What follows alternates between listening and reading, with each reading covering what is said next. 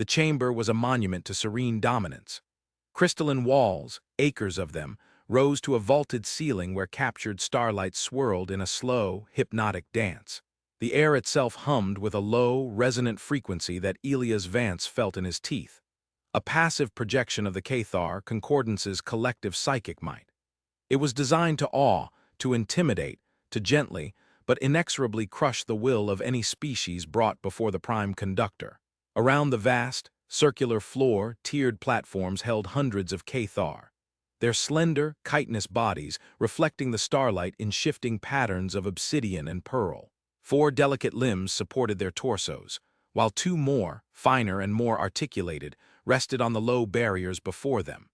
Their heads, elegant and insectoid, were tilted toward the center of the room, where Vance stood alone on a simple, unadorned disk of gray metal. He was a stark, almost offensive contrast to the chamber's ethereal grandeur. His dark gray diplomatic suit was functional, his graying hair was cut short, and his face was a map of soft, human anxieties and resolve. He looked small, fragile, and profoundly out of place. At the chamber's apex on the highest platform sat Prime Conductor Vorlag. Larger than the others, his carapace was the color of a dying sun, shot through with veins of pure gold. His voice, when it came, was not a sound but a pressure inside Vance's mind, a chorus of 1,000 harmonized thoughts given a single dominant purpose. Human, the thought voice began, smooth and irresistible as a rising tide. You are Ambassador Elias Vance of the Sol system, designated Terra 3. You stand before the ordained authority of this galactic arm. We have observed your world. We have analyzed its potential, its resources, its chaotic emanations. Vance kept his expression neutral, his hands clasped loosely behind his back. He had trained for this for years, practiced shielding his surface thoughts, projecting an aura of calm he absolutely did not feel. His heart hammered against his ribs like a trapped bird. Your species is energetic, Vorlag continued, the telepathic equivalent of a condescending smile. You have achieved crude interstellar travel. You have harnessed the atom. You have populated your system with a fecundity that is impressive. But you are disorganized. Your societies are a cacophony of conflicting wills. Your world bleeds psychic distress into the void. This cannot be permitted to continue. It is disharmonious. Vance inclined his head slightly. Prime Conductor, I am here to open a dialogue to establish a foundation for mutual understanding. The mental pressure intensified, a wave of paternalistic certainty. The foundation is already established. The concordance brings harmony. We have studied your species' history, a litany of self-inflicted violence, of tribal conflicts writ large. You are children playing with fire, and your playpen is now impinging on our estates. We do not wish to harm you. That would be an inefficient expenditure of energy. Therefore, we offer you the gift of convergence. A collective murmur, a soft shiver of psychic agreement, rippled through the hundreds of assembled Cathar. You will cede sovereignty of your star system to the concordance, Vorlag stated, the words now stripped of their velvet glove. You will dismantle your orbital defenses and ground your interstellar fleet. Your weapons of mass destruction will be surrendered for neutralization. In return, you will be guided. Your sciences will be elevated. Your social structures will be harmonized. Your species will be given a purpose within the greater whole. You have one of your Terran days to accept this generous offer. If you refuse, we will enforce harmony. The process will be swift and we will not be gentle. This is not a negotiation. It is a proclamation. Silence descended upon the chamber, heavy and absolute. The starlight above seemed to dim. Vance felt the weight of 7 billion souls on his shoulders. He knew about the Cathar fleet hanging just beyond the Uit cloud, a collection of world breakers and subjugation platforms that could scour Earth clean in under an hour. Humanity's entire combined navy would be a gnat against a hurricane. Surrender or annihilation, the oldest choice in the universe. Vance took a slow, deliberate breath. "Prime Conductor Vorlag," he said, his voice quiet but clear in the acoustically perfect space. "You say you have studied our history. I believe your study is incomplete. You have seen the what, but you have not grasped the why. Or more importantly, the how." A flicker of annoyance from Vorlag. "Your motivations are irrelevant. The results are chaos." On the contrary, Vance replied, meeting the Prime Conductor's unseen gaze. They are the only thing that is relevant. You speak of harmony, but your ultimatum is an act of aggression. And to understand our response, you must first understand our language of conflict. It is a language we have been perfecting for a very, very long time. He raised his hand, and a small, silver datapad materialized in it from a pocket inside his suit jacket. It looked like a child's toy in the immense chamber. With your permission, I would like to present a historical document. It is very brief, only 30 seconds, a simple primer. A wave of something akin to amusement washed through the Cathar. The little primate was offering a lesson. How quaint. Vorlag's consent was a flick of mental assent, magnanimous and dismissive. Proceed. Thank you, Vance said. He touched the surface of the pad. The recording you are about to see is from our year 1916. It is a primitive recording, silent, monochromatic. Please observe. He placed the pad on the metal disc at his feet. A beam of light shot upwards, not towards the ceiling, but coalescing in the air about 20 feet in front of Vance, forming a holographic screen 10 meters high and 15 meters wide. The image flickered to life. It was grainy, scratched, and unsteady. It depicted a landscape of churned gray mud, pockmarked with craters filled with dark, oily water. Jagged stumps of shattered trees clawed at a perpetually overcast sky. Tangled skeins of barbed wire snaked through the morass like thorny vines. The air was thick with smoke and haze. For the first 5 seconds, nothing happened. The Cathar watched, their collective consciousness a tapestry of mild curiosity and faint disgust at the primitive imagery. This was the chaos they spoke of, but it was distant, abstract. Then a whistle blew, a thin, reedy sound that Vance had added for effect. From a deep trench carved into the mud, figures began to emerge. Human figures laden with heavy packs, rifles with long bayonets fixed to the barrels. They were clambering up crude ladders, their movements clumsy in the thick mud. They spilled over the top of the trench, a wave of drab brown and gray against the monochrome wasteland. The psychic atmosphere in the chamber shifted. A note of confusion entered the serene hum. What is the objective? A territorial advance? Why so many and so exposed? This was the thought from a military caste observer on a lower tier. The men began to run. They stumbled in the mud, some falling and struggling to rise. They were running directly towards the source of the recording. And then it started. The first sign was a flicker on the right side of the screen. Puffs of dirt kicked up around the running men. One of them in the foreground suddenly arched his back, his rifle flying from his hands. He fell forward, face first into the mud, and did not move. Then the sound came, a sound Vance had carefully remastered and amplified. The dry, mechanical chatter of a machine gun. Not one, but dozens.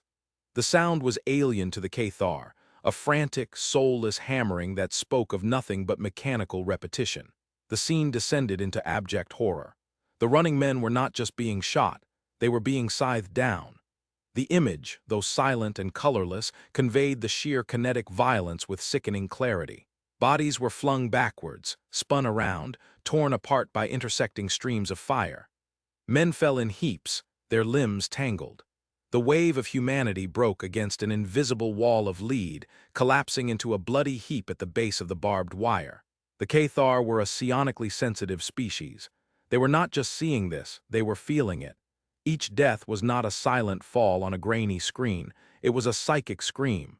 The sudden, violent extinguishing of a consciousness. The terror, the agony, the hopeless, desperate finality of hundreds of minds being snuffed out in a matter of seconds. The serene hum of the chamber was shattered. It was replaced by a rising wave of discordant noise, a psychic shriek of pure, undiluted horror. Vance felt it as a physical pressure, a nauseating wave of shared agony. Several Cathar on the lower tiers convulsed, their slender limbs curling inward. The pearlescent sheen on their carapaces flickered and died, turning a sickly, mottled gray. The footage continued. A shell exploded, a silent blossom of earth and smoke that simply erased 3 men from existence. Another man, his leg mangled, tried to crawl back towards the trench, leaving a dark trail in the mud before a stray bullet struck his helmet and he went still. The camera shook violently.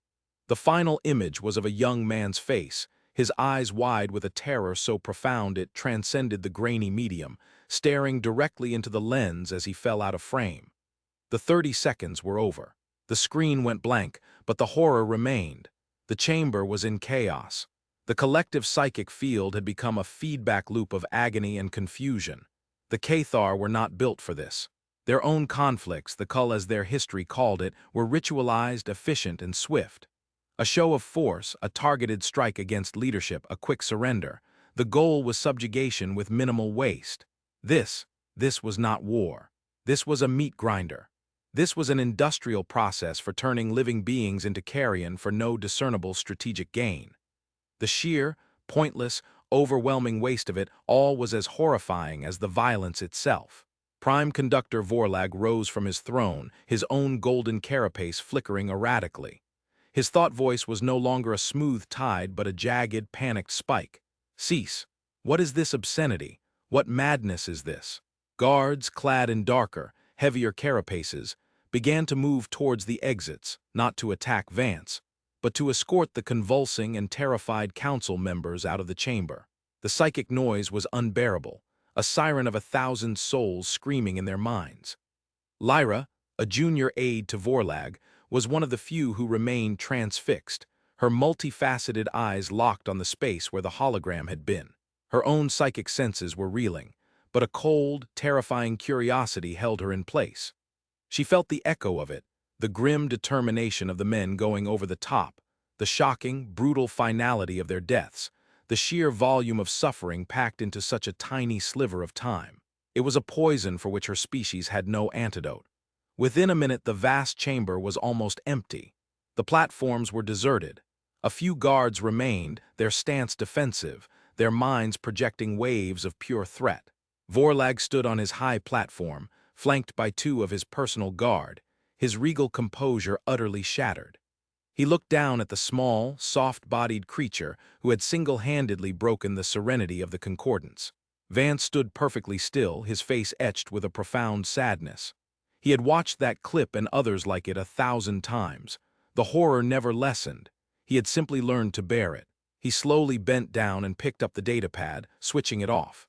He looked up, not at the remaining guards, but at the empty space where the hundreds of council members had been. His voice, amplified by the chamber's acoustics, was calm, almost conversational, but it carried a weight that made the air feel cold and heavy. That, he said softly, was from 1916, a conflict waged with primitive chemical propellants, machined steel, and human bodies. A war fought in mud and filth, with technology that a child from our time would find laughably archaic. He paused, letting the silence stretch, letting the echoes of the psychic screams fade. He then raised his eyes to meet the horrified gaze of Prime Conductor Vorlag. You should be grateful you are not here for the presentation on the Second World War. The technology gets so much better. The remaining guards stiffened. Vorlag took an involuntary step back, a gesture of pure, instinctual fear. The human hadn't threatened them. He hadn't brandished a weapon. He had simply opened a page from his own history book, and it was more terrifying than any warship they could have imagined. In that moment, the Cathar ultimatum of surrender or harmonization felt like a child's idle threat. They had come to conquer a planet of primitives. They had just discovered, to their absolute horror, that they had stumbled into a nest of monsters, and the monster was only beginning to describe its teeth. Vance and Colonel Eva Rostova were confined to their quarters, a suite of rooms that mirrored the chamber's aesthetic of sterile luxury. The walls were a soft, glowing white, and the furniture, what little there was, seemed to have been grown rather than built, flowing in organic, crystalline shapes. The silence was absolute, a stark contrast to the psychic pandemonium that had erupted in the council chamber hours earlier. Rostova paced the length of the main room, her black military uniform a slash of darkness against the pristine environment. She was a tall woman with a severe haircut and eyes that had seen the cold equations of orbital combat. She radiated a coiled energy, a lifetime of training screaming for action in a situation that demanded none. "Did it work, Elias?" she asked, her voice tight. "Or did you just sign our death warrant in the most dramatic way possible?" Vance sat in a high-backed, uncomfortable chair, his gaze distant. He looked older than he had that morning. It's too soon to tell, but their reaction, it was what I expected, amplified even. Expected? You expected hundreds of them to collapse in what looked like epileptic fits. She stopped pacing and faced him. Intel said they were psionically sensitive. It didn't say they'd react like their brains were being put through a blender. That's because our concept of psychic phenomena is rudimentary, Vance explained, lacing his fingers together. We think of it as mind-reading telekinesis. For them, it's more fundamental. It's their primary sense for emotional and social cohesion. They don't just understand empathy, Eva. They experience it raw and unfiltered. When one of them feels pain, the others feel a shadow of it. They exist in a state of carefully maintained psychic harmony. He gestured vaguely at the serene walls around them. This entire station, their whole society, is built around that principle. Order, serenity, lack of psychic friction. And we just projected the concentrated, undiluted agony and terror of 1,000 dying men directly into their central nervous system. Rostova's expression was a mixture of awe and unease. A psychic weapon. Not a weapon, Vance corrected gently. A truth. I didn't create that suffering. My species did, to ourselves. For reasons they cannot begin to comprehend, that's the core of the strategy. They see us as chaotic primitives, but they assumed our chaos was manageable. Limited. They came here to harmonize us, assuming we were just a discordant orchestra. I had to show them we are a supernova. That our history isn't a song of discord, it's a symphony of annihilation. So, what now? They're either going to glass Earth from a safe distance or sue for peace, Rostova stated, the soldier's binary view of the universe. Neither, I think, Vance mused. They're predators, Eva. Their empire wasn't built on kindness, but they are efficient predators. They don't engage in hunts that will cost them a limb. They cull the weak, the isolated, the disorganized. The key concept in their military doctrine, from what our linguists could decipher, is minimal effective expenditure. They won't fight a war they can't quantify, and we just showed them a form of conflict that is, by their standards, pathologically insane. He leaned forward, his eyes intense. Think about it from their perspective. Hundreds of soldiers sent running into certain death. For what? A few meters of mud. There's no logic, no efficiency. It's wasteful, it's grotesque. It suggests a species that doesn't value its own lives in any rational way during a conflict. A species willing to accept unlimited casualties for infinitesimal gains. How do you conquer a people like that? How do you calculate the cost of victory against an enemy who will burn their own civilization to the ground just to spite you? Before Rostova could answer, the door to their suite chimed, a soft, melodic sound that was deeply unsettling. Both of them tensed. A panel in the wall slid open, revealing 2 Cathar guards. They did not enter. One of them projected a thought devoid of the usual choral harmony, a single, sharp command. The Prime Conductor will see you now. Come, in a chamber far removed from the Grand Council Hall. A room bathed in a soft, therapeutic blue light, Prime Conductor Vorlag floated in a dense, silvery fluid. The liquid was a psionic dampener, soothing the frayed edges of his consciousness, but it could not wash away the memory. The flickering gray images were burned into his mind, along with the psychic echoes of the screams. Lyra stood by the edge of the pool, her own carapace still a troubled shade of gray. She had been one of the few to withstand the full psychic onslaught without collapsing, a fact that had earned her Vorlag's pained attention. Report Vorlag's thought voice projected, weaker now, strained. The analysis from the archivists, the context of the obscenity. They confirm the humans' claim, Prime Conductor, Lyra projected back, her own thoughts precise and clear. The event depicted was a minor engagement in a conflict they call the First World War. They estimate that in that single conflict, over 15 million of their kind perished, many in the exact manner we witnessed. Vorlag's fluid shimmered. 15 million, for what gain, what resources were acquired, what territories of significance were pacified. That is the part our strategists cannot reconcile, Lyra admitted. The territorial shifts were negligible. The conflict ended through mutual exhaustion. They fought for years, depleting their entire generation of young males, bankrupting their empires, and destroying their own infrastructure, for what our analysts can only describe as abstract concepts of national honor and hegemony. They essentially bled themselves white for a stalemate. The prime conductor was silent for a long moment. The Cathar way of war, the cull, was an art form. A display of overwhelming power, a swift decapitation of enemy leadership, and the immediate integration of the conquered. It was about growth, acquisition, and the expansion of harmony. It was, in its own way, a creative act. The human conflict was the opposite. It was a purely destructive act, self-destructive even. It wasn't war. It was a form of collective psychosis. And this was their primitive stage. Vorlag asked, a new, colder tone entering his thoughts. Yes, prime conductor, the human's chronology is accurate.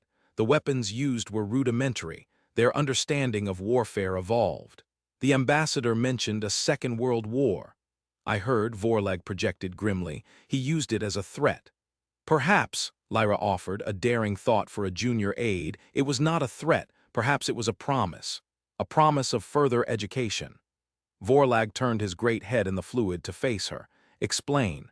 We judged them by their chaotic energy emanations, by the disunity of their political structures. We saw them as prey that needed to be penned for their own good. But we never considered the nature of the predator that thrives within that chaos, Lyra reasoned. This species did not merely survive a history of self-inflicted genocide. They were forged by it. Each conflict, more devastating than the last, served as a ratchet, advancing their technology and their tolerance for brutality. They have been practicing planetary-scale warfare on themselves for centuries. We, by contrast, have not fought a peer-level conflict in 10,000 of their years. Vorlag's mind focused on the core of her argument. It was chillingly logical. The concordance had grown vast and powerful by absorbing weaker, less aggressive species. They were the apex predator in a relatively peaceful ecosystem. The humans were something else entirely. They were an invasive species, honed in a crucible of endless, senseless violence that the rest of the galaxy had long forgotten. Summon the human, Vorlag commanded, his decision made. Bring him to the lesser chamber of inquiry, and bring the archivist with the data on this. Second World War. If we are to be educated, let the lesson be complete. I will not make a decision based on incomplete data, no matter how horrifying. The lesser chamber was a stark, intimidating space. A hemisphere of polished black stone, featureless and absolute. Vance and Rostova stood in the center, this time on a platform that was barely large enough for the two of them. Opposite them, on a raised dais, sat only 3 Cathar. Vorlag, his golden carapace now restored to its lustrous sheen, sat in the middle.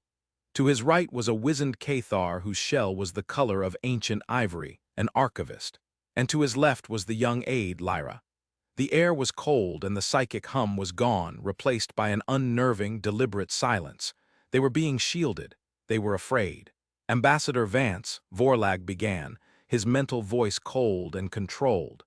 Your previous demonstration was effective.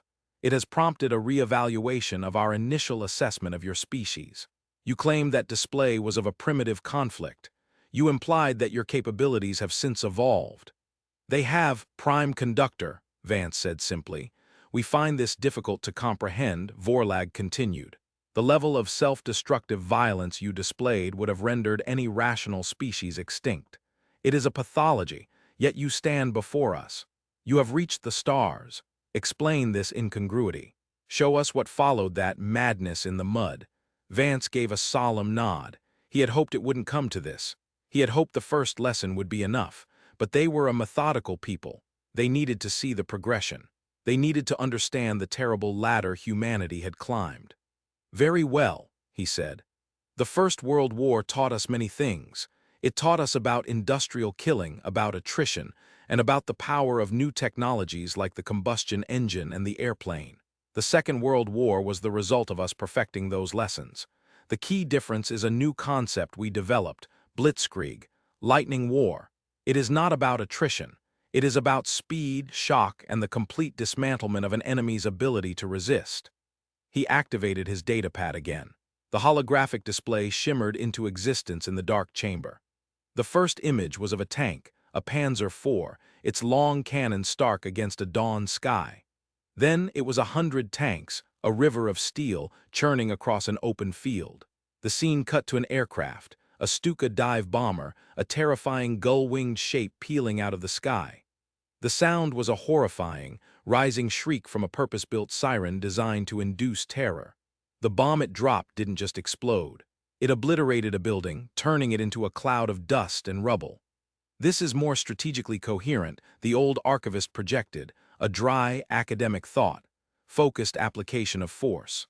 But the psychic noise, the terror of the civilians, we learned to weaponize terror, yes, Vance said, his voice grim. The scene changed again.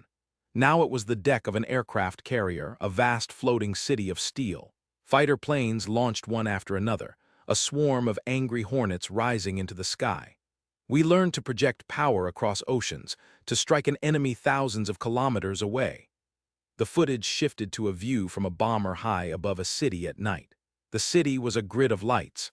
Then the bombs began to fall, not one or two, but thousands of small, incendiary devices.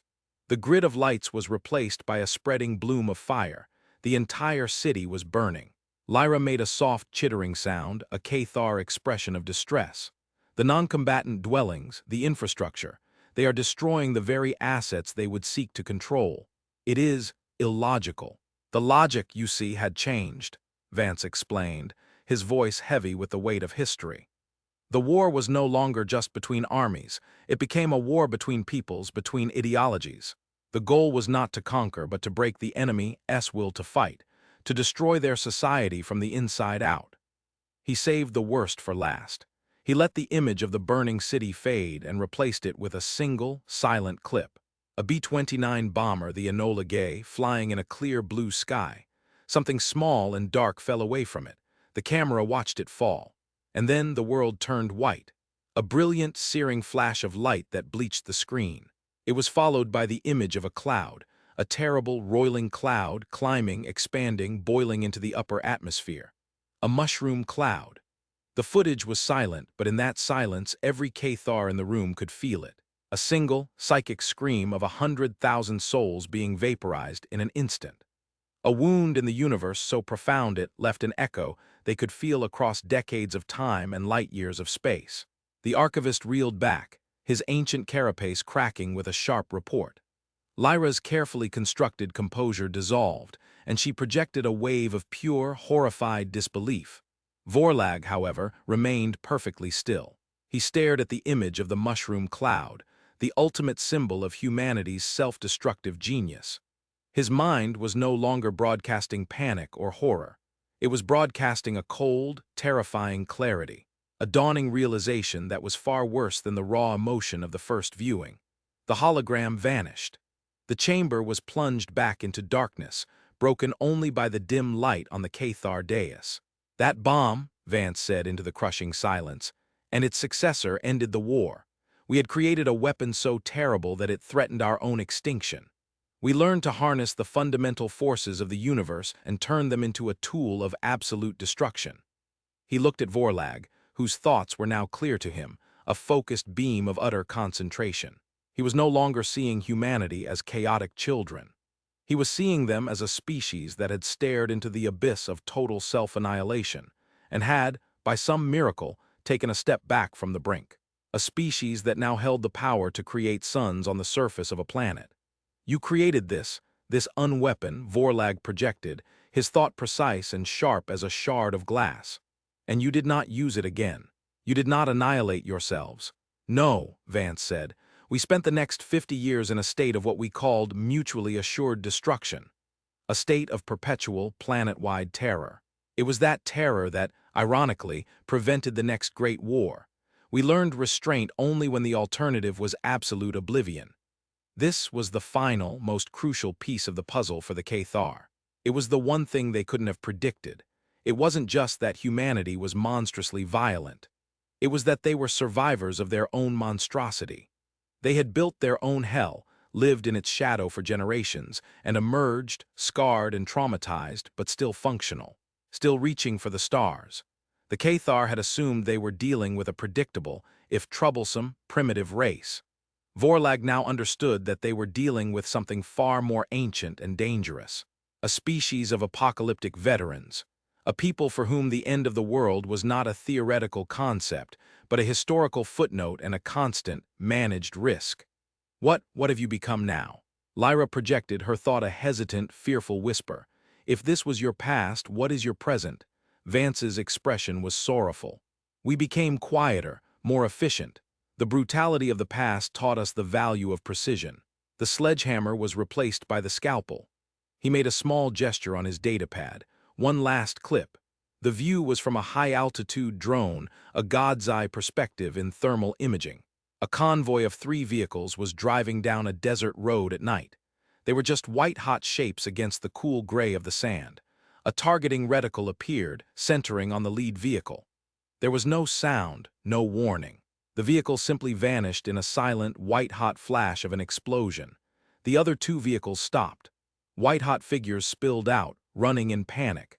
The reticle shifted, tracked a running figure, and a second, smaller explosion erased him.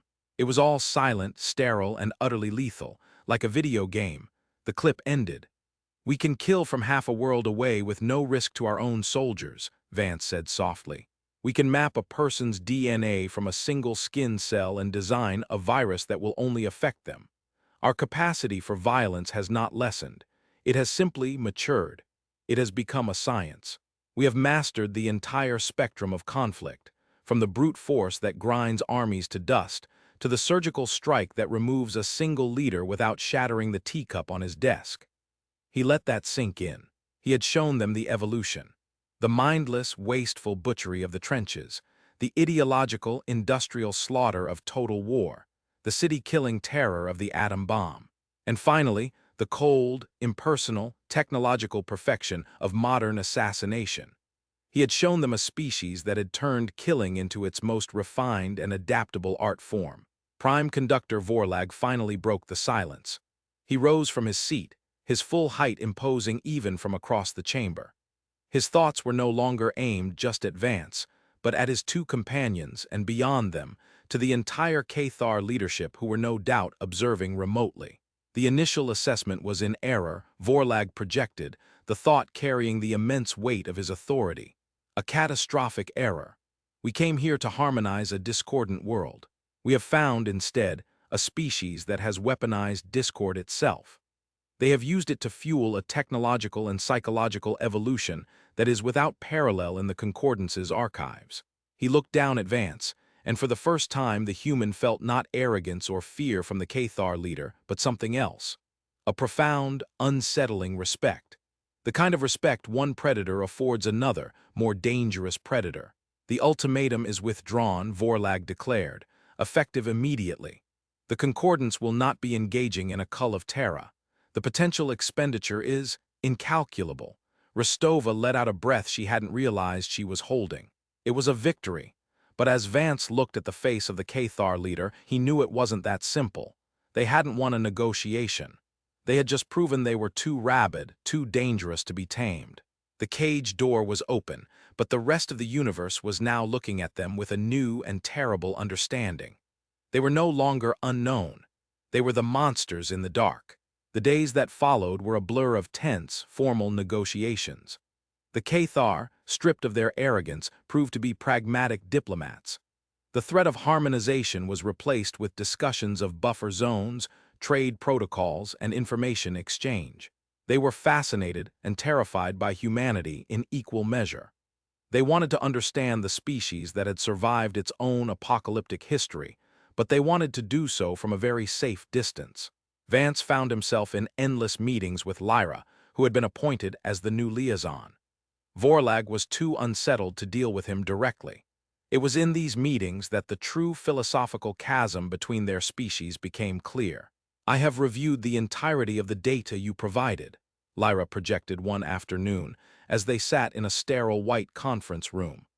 "The sheer volume of your recorded conflicts is staggering, but the recurring theme is what our analysts find most disturbing. So many of your most devastating wars were fought not for resources, but for ideas." "Ideology, yes," Vance confirmed. "Democracy versus fascism, capitalism versus communism, one religion against another.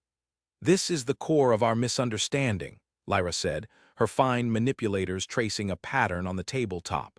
"To the Concordance, an idea is a tool, a piece of software for organizing society. If an idea is inefficient, it is updated. If a society resists the update, its leadership is replaced. The idea itself has no intrinsic value. You humans, you seem to believe ideas are worth dying for, worth killing for, on a planetary scale. We believe some ideas are worth more than life itself, Vance said. Freedom, self-determination, justice. For us, a life without those things is a form of death. So you would choose literal death over a metaphorical one, Lyra stated. It wasn't a question. It was a statement of profound otherness. You would render your planet uninhabitable to defend a concept. This is why the prime conductor's simulations failed. They were based on logic, on resource analysis, on predictable strategic goals. Our models could not account for a species that lists glorious self-immolation as a viable strategic option. Vance allowed himself a thin, tired smile. We call it patriotism, or faith. The names change, but the sentiment remains. There are lines we will not cross, and there are things we will not surrender. Pushing us past those lines has historically been a very poor decision for anyone who has tried. The final treaty was an oddity in the annals of Cathar diplomacy. It was not a document of subjugation or even alliance. It was a treaty of mutual respect and deliberate distance. A quarantine, but a voluntary one, a wide berth. Humanity was granted full sovereignty over its local cluster. The Cathar would not interfere. In return, humanity would not expand aggressively into concordant space. They would become a known variable, a galactic cautionary tale. On the day of their departure, Vance and Rostova stood in the shuttle bay, looking out at the impossibly vast interior of the Cathar station. Lyra was there to see them off. "Ambassador Vance," she projected, her tone formal but carrying an undercurrent of genuine curiosity. "I have one final question. Your demonstration, it was a work of brutal genius, but it has painted your species into a corner. The word will spread. Every race in this galaxy will now know of your history. They will see you not as partners, but as a latent plague. A mad dog that is, for the moment, sleeping. Was it worth the price of that fear?" Vance looked past her at the swirling starlight in the chamber's distant ceiling. "You asked if it was a threat or a promise. It was neither. It was a confession. We didn't just show you our history of warfare to intimidate you. We showed it to you so you would understand why we value peace so dearly." He turned back to her. "Every weapon you saw, from the bayonet to the hydrogen bomb, was born of fear. The fear of being conquered, of being extinguished, of losing those abstract ideas we hold so dear. That fear made us into the most dangerous thing in the galaxy. But it also gave us a wisdom you cannot possibly comprehend. The wisdom of the scar. We know the cost of total war in a way you can only glimpse in your worst nightmares. We showed you our monsters so that we would never have to become them again. Peace through the threat of unimaginable violence," Lyra mused. "A uniquely human philosophy." "It's all we've ever known," Vance said softly. "Welcome to the neighborhood." As their shuttle, the Archimedes, pulled away from the Cathar station, Rostova finally broke her long silence. She was staring at the station receding in the viewscreen, a crystalline jewel against the black velvet of space. "Do you think they'll honor the treaty, Elias?" "For now," he said, slumping into his seat, the adrenaline of the past week finally draining away, leaving him feeling hollowed out. "They're rational. The math is simple for them now. Conquering Earth isn't worth the price. The real question is what happens when they meet a species that isn't so rational. Or what happens when we do," Rostova added grimly. Vance closed his eyes, the grainy, black and white images of the psalm playing behind his eyelids. He saw the young man's terrified face, a ghost from a century ago who had just saved humanity. He had won. Earth was safe. He had secured humanity a place in the galactic community. But it was the place at the back of the room, the one no one sat next to, the one everyone watched out of the corner of their eye. He had come as a diplomat, hoping to build a bridge. Instead, he had been forced to build a wall, not of steel or energy, but of fear. A wall built from the bones of his own ancestors. He keyed in his final report to Earth High Command. It was short and to the point. "Mission successful. Cathar Ultimatum withdrawn. Treaty of non-interference signed. They know our history. They will not trouble us. Full details to follow." Vance out. He leaned his head back against the cool metal of the bulkhead. They had unveiled humanity to the galaxy, and the galaxy, in its turn, had recoiled in horror. The long-term ramifications were immeasurable. Humanity was now a galactic power, but one whose power stemmed not from its fleets or its technology, but from its proven capacity for boundless, insane, and heroic violence. They were safe, but they were utterly alone, isolated by the very history that had ensured their survival. The silence of space had been broken, only to be replaced by a new, more profound silence, the silence of fear. And as the Archimedes plotted its course for home, Elias Vance wondered if, in saving his species, he had damned them to an eternity of solitude among the stars. It was a question for which history had no answer.